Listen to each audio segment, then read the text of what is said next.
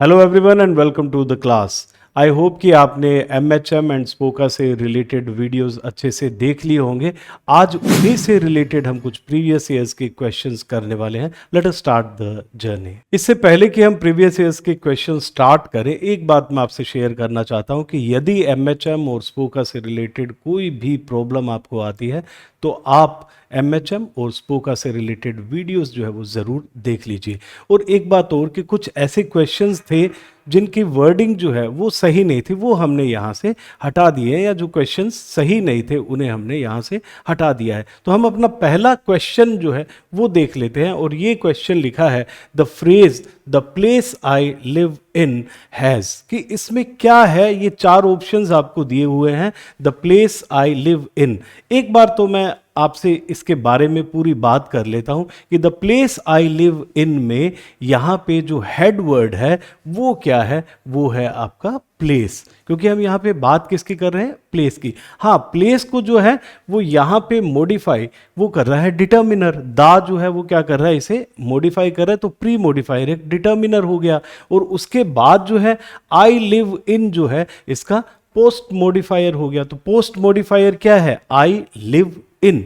और ये I live in क्या है, आई लिव इन यहां पे है क्लोज। और क्लोज क्या होता है आपको पता है, एक सेंटेंस का, या मैं कहूं कि एक पार्ट होता है, एक फ्रेज का भी एक वो पार्ट हो सकता है जो कि अपना सब्जेक्ट और अपनी वर्ब लिए हुए होता है। तो यहाँ पे ये देखिए, आई सब्जेक्ट है और लिव यहाँ पे वर्ब है, तो ये यहाँ पे क्या है, क्लोज है। तो हम देखें कि हेडवर्ड जो है वो है प्लेस, और प्लेस को यहाँ पे ये मॉडिफाई कर रहा है आई लिव इन, और ये क्या है यहाँ पे क्लोज है। तो आप ये देखिए, ये आंसर आपको बिल्कुल सही मिलेगा, क्लोज एज अ मॉडिफायर। तो यहाँ पे है तो डिटर्मिनर भी मॉडिफायर, प्री मॉडिफायर है, और पोस्ट मॉडिफायर कौन है, क्लोज है। तो यहाँ पे डिटर्मिनर का तो कोई आंसर है नहीं, तो यहाँ पे हमारा ये आंसर बिल्कुल सही हो जाएगा, क्लोज एज अ मॉडिफायर। और कैसा मॉडिफायर है ये, पोस्ट मॉडिफायर है, क्योंकि ये इसके मीन्स हेडवर्ड के बाद हमने यूज़ किया है, इसे मॉडिफाई कर रहा है। हम आगे बढ़ते हैं हमारे नेक्स्ट क्वेश्चन की तरफ। लिखा है कि the close analysis of the sentence to be honest I have never likes him follows the following pattern.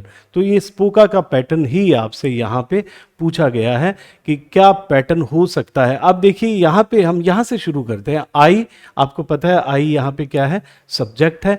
Have never की अगर हम बात करें, हैव नेवर लाइक्स की बात करें, तो यहाँ पे ये क्या हो गया, ये प्रेडिकेटर हो गया। और हिम की बात अगर मैं करता हूँ तो ये क्या हो गया, ऑब्जेक्ट हो गया। तो यहाँ पे देखो एस पी ओ का ऑर्डर तो यहाँ पे ही मिल रहा है। और ये जो आपका है, ये टू बी ऑनेस्ट, ये क्या है, ये एक एक्स्ट्रा इंफॉर्मेशन दे रहा है। ये यहाँ पे क्या है, एडवर्बियल है, और एक तरीके से एडजंक्ट भी हम इसे कह सकते हैं। तो ये यहाँ एडवर्बियल है, तो हम क्या लिखेंगे, इसका सही आंसर क्या होगा, adverbial, then subject, then predicator, and then यहाँ पे क्या है, ऑब्जेक्ट। आप फिर से देख लीजिए, आई यहाँ पे सब्जेक्ट है, और अगर मैं इस वर्ब पार्ट की बात करता हूँ, ये प्रेडिकेटर है, एंड देन हिम यहाँ पे ऑब्जेक्ट है।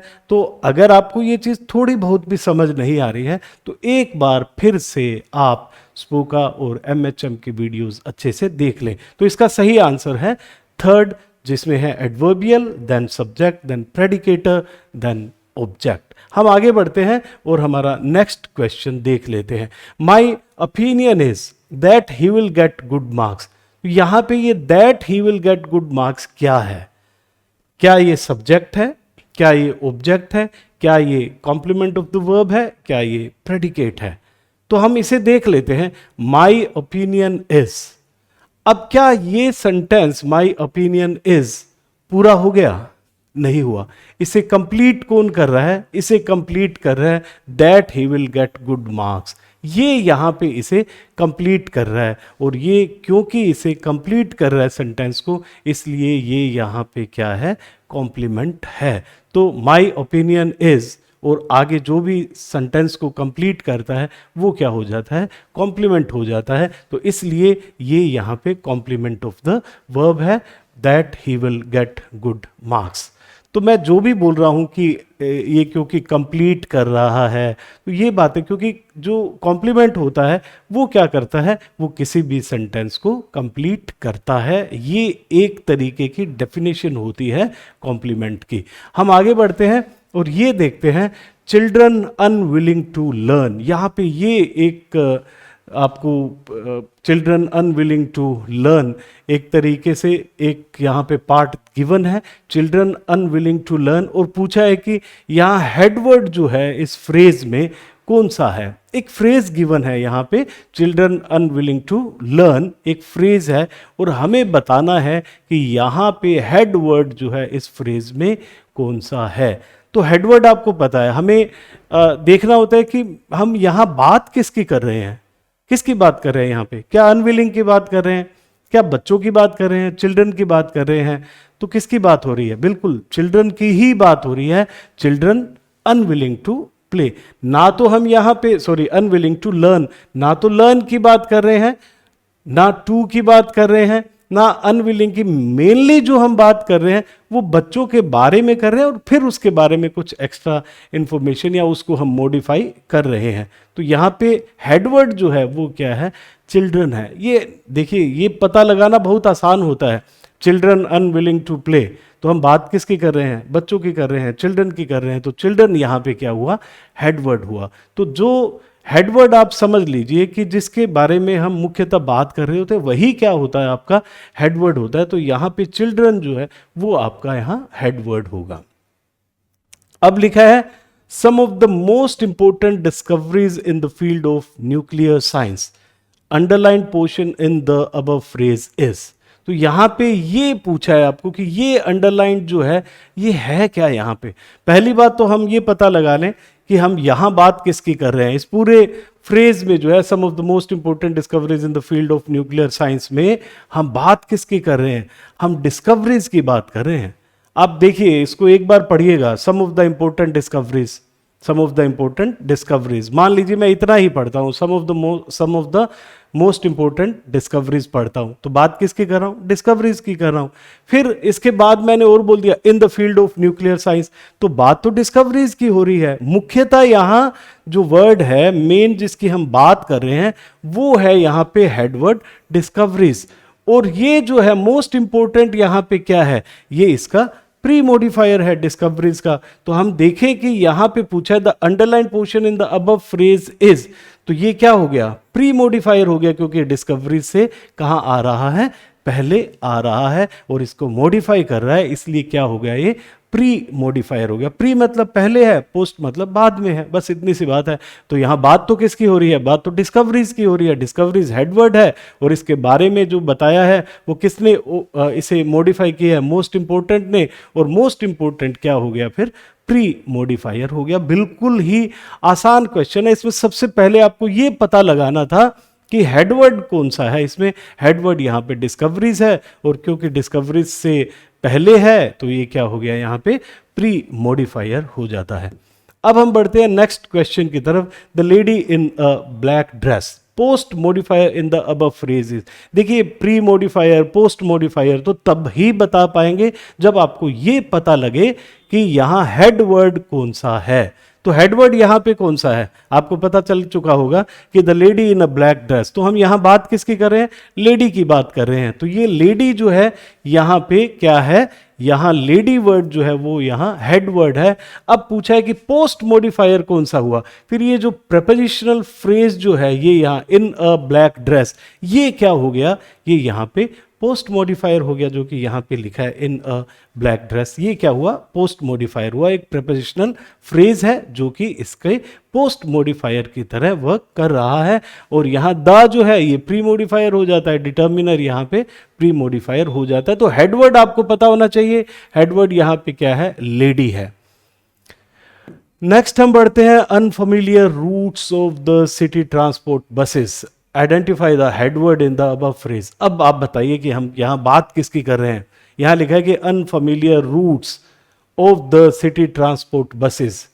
हम किसकी बात कर रहे हैं, हम रूट्स की बात कर रहे हैं जो कि अनफेमिलियर है और वो रूट्स किसके हैं, सिटी बसेस के हैं। तो हम बात मुख्यतः किसकी कर रहे हैं, मुख्यतः बात यहाँ रूट्स की हो रही है, मुख्यतः ना तो अनफेमिलियर की हो रही है, ना तो सिटी ट्रांसपोर्ट बसेस की हो रही है, यहाँ तो बात हो रही है रूट्स की। तो मैं कहूँगा ये रूट्स जो है वो हेडवर्ड है यहाँ पे।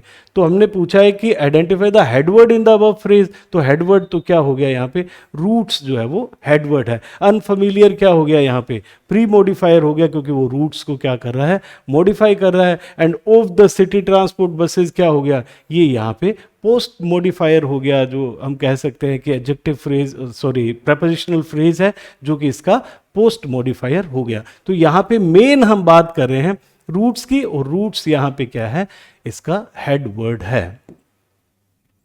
The second train disaster to occur this fortnight, identify the head word in the above sentences. Above sentence लिख देते हैं, ये भी सेंटेंस भी नहीं है वैसे, अगर आपको ये कहीं क्वेश्चन में लिखा है the second train disaster to occur this fortnight, तो ये अपने आप में सेंटेंस तो अभी नहीं है, पूरा सेंटेंस नहीं है, ये कहीं एग्जाम में ऐसा दे रखा है।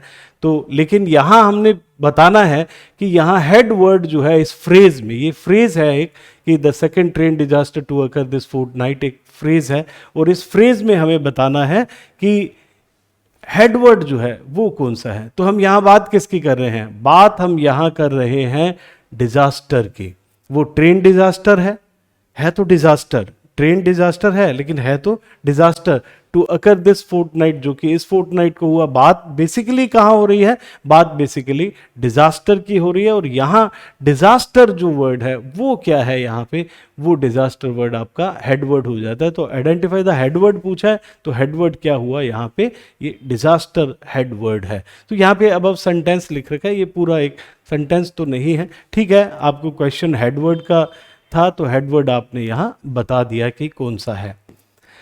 यहां लिखा है my opinion is that he will rise to the occasion, तो ये वैसा ही क्वेश्चन है, the underlined word is my opinion is. तो क्या ये सेंटेंस पूरा हो गया, नहीं हुआ, तो पूरा कौन कर रहा है, that he will rise to the occasion है, तो ये क्या हो गया, कॉम्प्लीमेंट हो गया। तो जो कंप्लीट करता है वो क्या है, कॉम्प्लीमेंट है। तो ये यहाँ पे that he will rise to the occasion क्या कर रहा है, इसे कंप्लीट कर रहा है, इसलिए ये क्या हुआ, कॉम्प्लीमेंट हो गया। अब हम आगे बढ़ते हैं और ये क्वेश्चन देख लेते हैं, that the barking dogs seldom bite is not true. तो ये देखिए इज नॉट ट्रू, यहां पे ये पूछा है द अंडरलाइंड इज, ये जो आपको जो भी अंडरलाइंड गिवन है वो है क्या, तो देखिए इज नॉट ट्रू हमने कहा, तो है तो ये क्लोज, देखिए the barking dog seldom bite, तो यहाँ पे ये क्या है, ये सब्जेक्ट है, और फिर यहाँ पे क्या हो गया कि ये बाइट वर्ड आपको दिख गया, यहाँ पे ये वर्ब भी है, तो अपना सब्जेक्ट और अपनी वर्ब है तो क्लोज ये।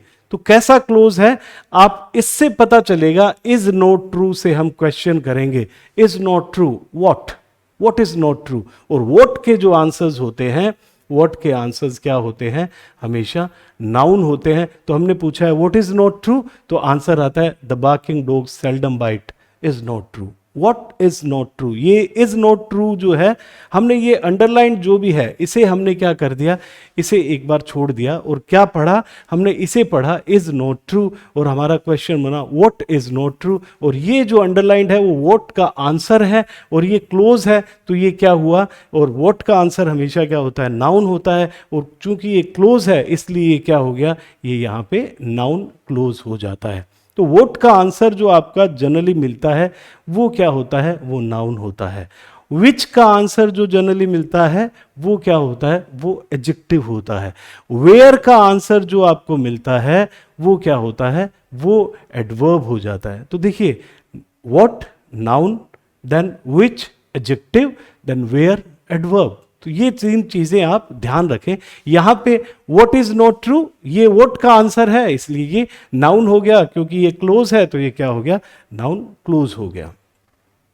इसी तरीके से the phrase enormous black iron gates is an example of, तो देखिए ये लिखा है कि इनॉर्मस ब्लैक आयरन गेट्स, तो आपको बताना है कि ये क्या है। हम यहां किसकी बात कर रहे हैं, गेट्स की बात कर रहे हैं, यहां गेट्स की बात हो रही है, और ये सभी जो है वो क्या है, ये सब मॉडिफायर है इसके, और ये यहाँ पे एच जो है मीन्स हेडवर्ड है, यहाँ गेट्स जो है वो क्या है, हेडवर्ड है। तो आपका स्ट्रक्चर क्या हो गया, एम एम एम एच जो है वो स्ट्रक्चर हुआ। ये सेकंड आप कह सकते हैं ये फ्रेज का स्ट्रक्चर हुआ, एम एम एम एच। तो देखिए the phrase enormous black iron gates, तो यहाँ पे गेट्स हेडवर्ड है और ये सभी क्या हो जाते हैं इसके, ये मॉडिफायर है। और कैसे मॉडिफायर आपको पता है, ये प्री मॉडिफायर है। अब हम आगे देखते हैं 2018 के क्वेश्चंस हैं। Are you willing, are you interested, are you willing, are you interested. तो ये क्या है, ये यहाँ पे एडजेक्टिव है। विलिंग वर्ड जो है वो क्या है, एडजेक्टिव है। तो पूछा है the underline part is an example of, तो हम क्या लिखेंगे, ये क्या है, ये यहाँ पे एडजेक्टिव फ्रेज होगा, विलिंग टू वॉलंटियर। तो ये क्या है, are you willing to volunteer, ये क्या है यहाँ पे, विलिंग टू वॉलंटियर क्या होगा, एडजेक्टिव फ्रेज होगा यहाँ पे, क्योंकि विलिंग वर्ड जो है वो यहाँ पे क्या है, एडजेक्टिव है। मैं कहता हूँ आर यू, आपको लग रहा होगा कि विलिंग तो जैसे आर यू गोइंग है, तो ये आपको लग रहा होगा कि वर्ब भी हो सकती है आईएनजी, नहीं, यहाँ विलिंग जो वर्ड है वो क्या है, एडजेक्टिव है। तो हेडवर्ड यहाँ पे एडजेक्टिव है, तो फ्रेज कैसा होगा, एडजेक्टिव फ्रेज होगा। मैं कहता हूं आर यू इंटरेस्टेड, तो इंटरेस्टेड क्या है यहां पे, वो एडजेक्टिव है। तो आईएनजी और ईडी मींस पास्ट पार्टिसिपल और प्रेजेंट पार्टिसिपल मींस जो आईएनजी फॉर्म है या फिर जो ईडी फॉर्म्स हैं, उनसे हम क्या बना सकते हैं, उनसे हम एडजेक्टिव्स भी बना सकते हैं। तो आर यू विलिंग, विलिंग यहाँ पे क्या है, एडजेक्टिव है, तो इसलिए ये क्या फ्रेज हुआ, ये यहाँ पे एडजेक्टिव फ्रेज हुआ। हम आगे बढ़े और ये देख लेते हैं, it did not seem possible that he could be mistaken. और आपसे पूछा है कि ये यहाँ पे कौन सा क्लोज है, adverb close, noun close, verb close या फिर एडजेक्टिव क्लोज। तो देखिए बहुत ही आसान है, आपको पता है। अब आपको क्वेश्चन कैसा पूछना है, आप अंडरलाइंड पार्ट को तो छोड़ दीजिए, जो बाकी बचा हुआ है उससे आप क्वेश्चन करिए। ये बहुत ही बड़ी बात है, अगर आपको ये समझ आती है तो बहुत से क्वेश्चंस जो हैं आपके एग्जाम में सही होने वाले हैं। आप अंडरलाइन पार्ट, क्योंकि वो तो पूछा गया है, उसको तो छोड़ना है। अब हमें दूसरे पार्ट से क्या करना है, क्वेश्चन करना है। अगर व्हाट क्वेश्चन करते हैं और आंसर आता है तो वो नाउन होगा, विच क्वेश्चन करते हैं और आंसर आता है तो एडजेक्टिव होगा, वेयर, व्हेन, हाउ अगर क्वेश्चन करते हैं, अभी मैंने पहले बात की थी, वेयर की बात की थी इससे पहले, तो वेयर हो सकता है, व्हेन हो सकता है, हाउ भी हो सकता है। ये क्वेश्चन करते हैं तो क्या होगा, तो आपको जो जवाब मिलने वाला है वो एडवर्ब होगा। तो यहां पे हम इससे पूछ लेते हैं, it did not seem possible what that he could be mistaken. तो आपका क्वेश्चन क्या हुआ, what, it did not seem possible, क्या पॉसिबल नहीं दिखाई देता है, तो उसका आंसर आगे आया है कि that he could not be mistaken. तो इसलिए यहां पे ये जो क्वेश्चन इससे हमने किया वो व्हाट क्वेश्चन किया, और ये आंसर जो है व्हाट का आंसर था, इसलिए यहां पे ये क्या हो गया, नाउन क्लोज हो जाता है आंसर। तो इसका आंसर सेकंड जो है वो सही है, वो है नाउन क्लोज। अब देखते हैं हम नेक्स्ट, ये which one of the following has an adjective close. Adjective close किस में दिखाई दे रहा है आपको, यहां लिखा है the books that are on the shelf are old. देखिए ये लिखा है that are on the shelf, तो ये बुक्स जो है वो क्या है, यहां पे नाउन है, और ये that are on the shelf जो है ये क्या है, ये किसके बारे में बता रहा है, ये इस बुक नाउन के बारे में बता रहा है। तो यहाँ पे नाउन के बारे में जो बताता है वो, या नाउन के बारे में जो और उसे क्वालिफाई करता है, उसको मॉडिफाई करता है, वो क्या होता है, एडजेक्टिव होता है। और यहाँ पे तो ये ही क्लोज ऐसा है जो क्या है, एडजेक्टिव क्लोज है, क्योंकि बाकी सारे अब देखिए, we stood up as the teacher entered, we stood up when as the teacher entered, तो ये तो व्हेन का आंसर दे रहा है। फिर ये तो एडवर्ब हो गया, the room is so small that I can not live in, ये भी क्या है, यहाँ कहीं भी नाउन को मॉडिफाई नहीं किया गया है। When he will get back is uncertain, तो when he will get back तो is uncertain, what is uncertain, when he will get back, तो ये यहाँ पे भी क्या है, ये नाउन क्लोज हो गया, यहाँ पे ये एडवर्ब क्लोज हो गया। तो यहाँ देखते हैं कि the books that are on the shelf, ये क्या हुआ, ये एडजेक्टिव क्लोज हुआ क्योंकि ये द बुक्स को, नाउन को मॉडिफाई कर रहा है। तो यहाँ पे एडजेक्टिव क्लोज किस में है, फर्स्ट पार्ट में है। अब हम देखते हैं when you go to sleep I am going to watch the game. अब आपको अंडरलाइंड जो है क्लोज बताना है कि ये कौन सा क्लोज है। तो हम देखिए, आपको यही बोला है कि जो अंडरलाइंड है उसे छोड़ दें और ये पढ़ें। ये क्या है, I am going to watch the game when, when, तो आंसर आएगा when you go to sleep. तो हमने क्वेश्चन क्या किया, व्हेन, और व्हेन का जो आंसर अगर हमें मिलता है तो वो क्या होता है, एडवर्ब होता है। और ये यहाँ पे कैसा क्लोज होगा, ये यहाँ पे एडवर्ब क्लोज होगा। देखिए तरीका क्या है, जो अंडरलाइंड है वो तो हमसे पूछा गया है, इसे हम छोड़ देंगे। जो बाकी बचा हुआ है उससे हम क्वेश्चन करेंगे। क्वेश्चन कैसा करना है, व्हाट, अगर व्हाट का आंसर आता है तो नाउन है, अगर विच का आंसर आता है तो एडजेक्टिव है। जैसे इससे पहले की अगर मैं बात करूं कि ये देख लेते हैं, ये है the books that are on the shelf are old. The books, which books, तो क्या आया, that are on the shelf. तो ये विच का आंसर आ रहा है, तो इसलिए विच का आंसर क्या होता है, एडजेक्टिव होता है, इसलिए क्या हो गया, एडजेक्टिव क्लोज हो गया। तो इसी तरीके से हम यहां बात कर रहे थे कि जब मैं व्हाट का आंसर, व्हाट क्वेश्चन करता हूं उसका आंसर मिलता है तो नाउन क्लोज होगा, विच का जो आंसर मिलेगा वो एडजेक्टिव क्लोज होगा, व्हेन, व्हाई, हाउ, वेयर, ये जो क्वेश्चन होंगे उनका आंसर मिलेगा तो वो क्या होगा, वो एडवर्ब क्लोज होगा। तो यहां पे इसे पढ़ता हूं, I am going to watch the game, when I am going to watch the game, मैंने क्वेश्चन किया है when I am going to watch the game, तो आंसर आया when you go to sleep. तो इसका मतलब हमें ये आंसर किसका मिला, व्हेन का। तो ये क्या हुआ, ये यहाँ पे एडवर्ब क्लोज हुआ। तो आपको पता चल गया कब नाउन क्लोज होगा, कब एडजेक्टिव क्लोज होगा, कब एडवर्ब क्लोज होगा। हाँ क्लोज है, अगर व्हाट का आंसर है तो नाउन क्लोज है, अगर विच का आंसर है तो एडजेक्टिव क्लोज है, व्हेन, व्हाई, वेयर, हाउ का आंसर है तो एडवर्ब क्लोज है। और यहाँ हमें व्हेन का आंसर मिला है।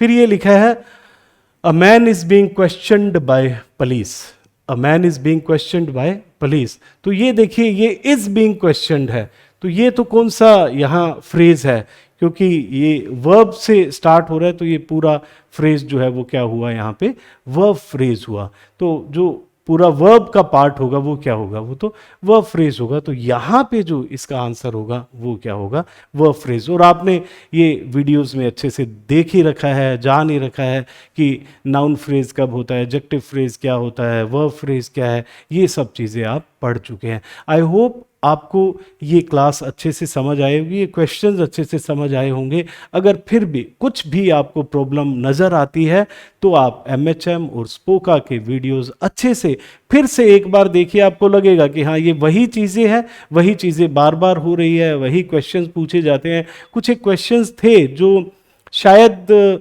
जो पूछे गए थे वो सही नहीं थे, इसलिए हमने उन्हें जो है यहाँ इंट्रोड्यूस नहीं किया। फिर भी आपकी कोई अगर प्रॉब्लम हो तो आप कमेंट बॉक्स में पूछ सकते हैं।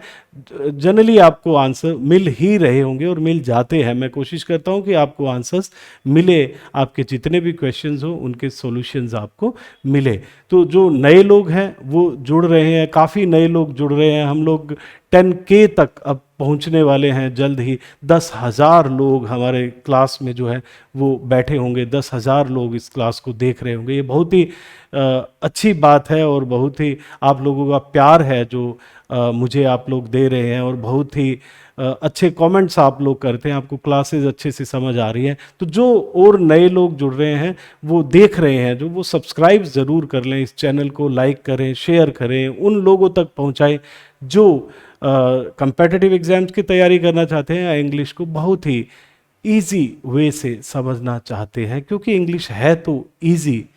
अब हमें देखना है कि इसको किस तरीके से करना है। Thank you very much and have a wonderful day.